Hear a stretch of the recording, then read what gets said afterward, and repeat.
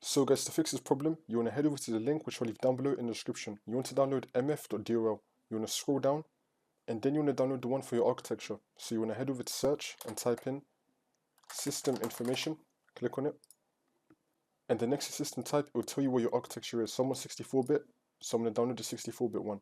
If it says for you 86 or 32, you want to download the 32-bit one, but for me I want to get 64. Now I've got the download on my desktop. You want to double click on it, and then you want to find the mf.dll file. You want to right click on it and then click on copy. Now we're going to scroll down and click on this PC, and you want to find the drive where you have Windows installed on. It's probably going to be your C drive, and then click on Windows and then scroll down until you find System 32. You want to click on System 32, and then you want to right click and then click on paste. I already have it in the folder, so that's why it says this, but in your case you're most likely not going to have this. But even if you do have it, click on replace the file in the destination and then click on continue. Now for the last step, you want to head over to search and type in CMD. Then you want to run it as administrator and then click on yes.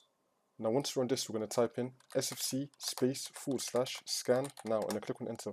Then you want to run the scan. Now as the scan is running, we're going to head over to search again and type in CMD again.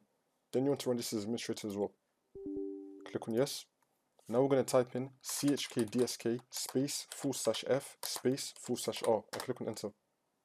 And then this will come up. You want to type in Y, which means yes, and then click on enter. And now you want to wait for the scan to be completed, the SFC scan now one, and then you want to restart your computer, and then that should fix the problem.